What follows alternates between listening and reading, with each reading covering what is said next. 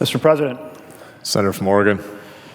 Mr. President, citizens across the country are very concerned. In fact, they're more than concerned. They're terrified that our president is degrading the fundamental values on which our nation was founded: religious tolerance, freedom of religion, the ability to worship as you please, and a fundamental principle that we would be welcoming to refugees, that would be a nation that embraces immigrants. Tonight, Lady Liberty is crying.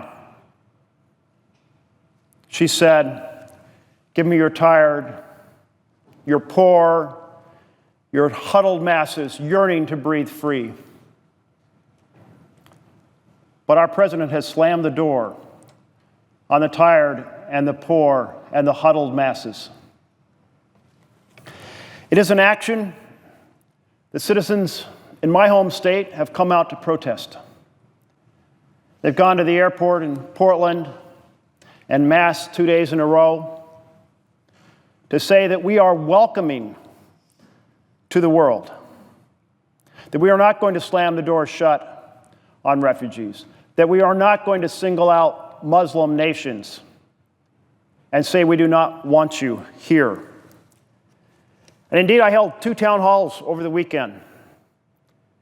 These 2 town halls, the first was in a gymnasium about this size. There were 600 people jammed into it. They are very upset and angry that our fundamental values are being disregarded by the President of the United States. Then I went to my second town hall. I thought 600 was a lot. 3,700 Oregonians came out to my second town hall. Every one of them wanting to send a message to President Trump. You are taking us on the wrong road, a road that hurts people around the world, a road that hurts our fundamental values, and a road that decreases our security. This order, this executive action from the president, has had an immediate and painful impact. Hundreds of people en route to our country detained at airports, though they were legally traveling here. Many of them had been vetted on an extended period, some of them going through several years of vetting. And finally, they have in their hand that visa that says, yes, I'm going to have a country, and it's going to be the United States of America. And the president crushed that hope. Chaos and confusion abounded.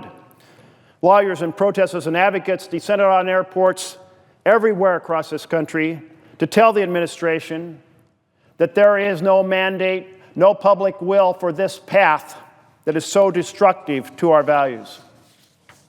They came out to say, Mr. President, when you tear down women in America, we stand with the women of America. Mr. President, when you tear down the disabled, we stand with the disabled of America. Mr. President, when you tear down African Americans and Hispanics, we stand with African Americans and Hispanics. And Mr. President, when you tear down Muslims, we stand with our Muslims brothers and sisters, because this is the United States of America, where we value religious freedom, where we value religious tolerance. This is a nation of immigrants. If you're not 100% Native American, then you are either an immigrant yourself, or you're the child, or the grandchild, or the great-grandchild of an immigrant. And most of us can track members of our family who came from the ravages of war, or the ravages of drought, or the ravages of oppression, to come here to this soil, this land of freedom.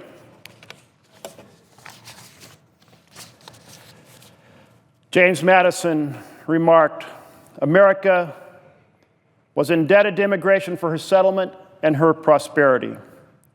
And that remains just as true today as it was in Madison's day.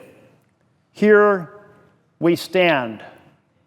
But the President of the United States is denying access to our nation, to a group of people based on nothing more than religious beliefs, betraying our values of religious tolerance and shutting the doors on refugees. The President has said this is not a ban on those of Muslim faith, but of course it is a ban on those of Muslim faiths, because it's a ban on 7 nations that are Muslim nations, with an exception made for individuals who are Christians. So it is nothing other than a ban on Muslims. And the President says this is about protecting our citizens. But let us be very clear about that. Numerous refugees have come to our land, numerous immigrants, and there have been 0 fatal terror attacks carried out by immigrants from the 7 nations listed in the order. 0.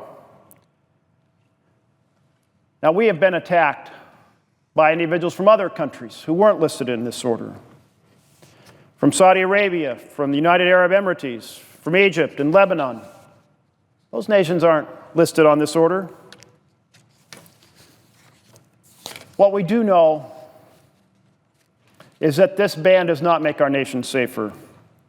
National security experts recognize that it does exactly the opposite. By signing this executive order, the President has betrayed our most fundamental values and principles, antagonizing 1.6 billion citizens of the world, and given our enemies ammunition for their false narrative that America is at war with Islam. Because that is exactly what they have used to recruit. That is exactly what they have used to increase and pour fuel on the fire to persuade people to attack America. And the President has basically handed to them this argument, this false narrative, and put our nation at risk. Former CIA Director General Michael Hayden said to National Public Radio this morning, and I quote, "In fact, what we're doing now has probably made us less safe today than we were Friday morning before this happened, because we are now living the worst jihadist narrative possible, that there is undying enmity between Islam and the West." I share the view of Daniel Benjamin, the former coordinator for counterterrorism at the State Department, who said this, and I quote again, "It sends an unmistakable message to the American Muslim community that they are facing discrimination and isolation. And that message," he said, "will feed the jihadist narrative that the United States is at war with Islam, potentially encouraging Muslims to plot violence." This is the wrong move in every possible way. It is ill-considered, it is hasty, it is dangerous, it is wrong-headed, it puts American citizens at risk, and it helps our enemies. Benjamin Franklin once said, "Those who give up essential liberty to purchase temporary safety deserve neither liberty nor safety."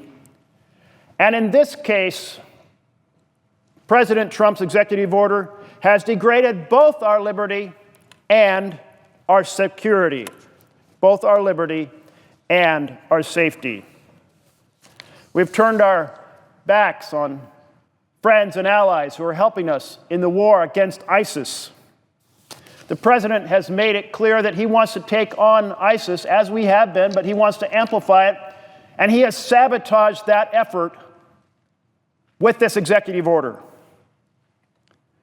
There are individuals like Hamid Khalid Darwish, who worked for more than a decade for the United States as an interpreter in Iraq. Our interpreters placed their lives at risk to assist our soldiers. They placed the lives of their families at risk to assist the United States of America.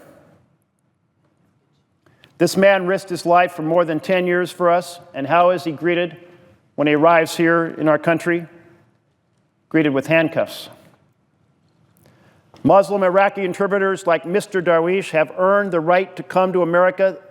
They risked their lives, their families' lives. They sacrificed for us. They assisted us in multitudinous ways. And what about this ban on refugees? Refugees are the most thoroughly vetted of all those who come to the United States.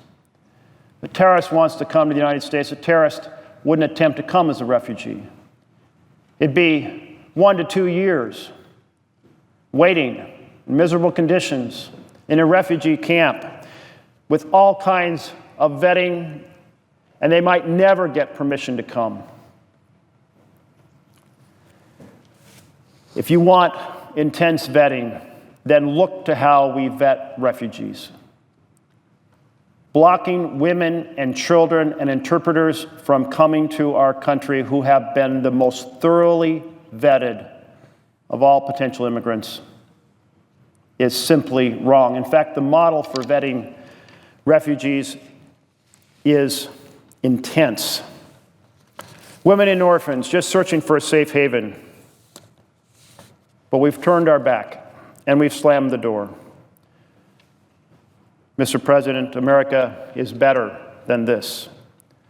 For centuries, we have been a beacon of hope to the world.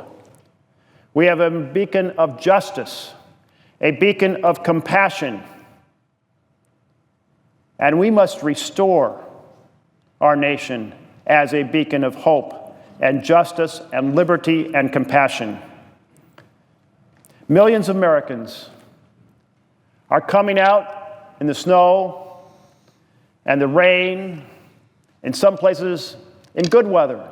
They're coming out in any possible condition to speak out and say, this is not America, this is not us. Change path, tear down this ban. Mr. President, tear down this ban that has slammed the door on refugees.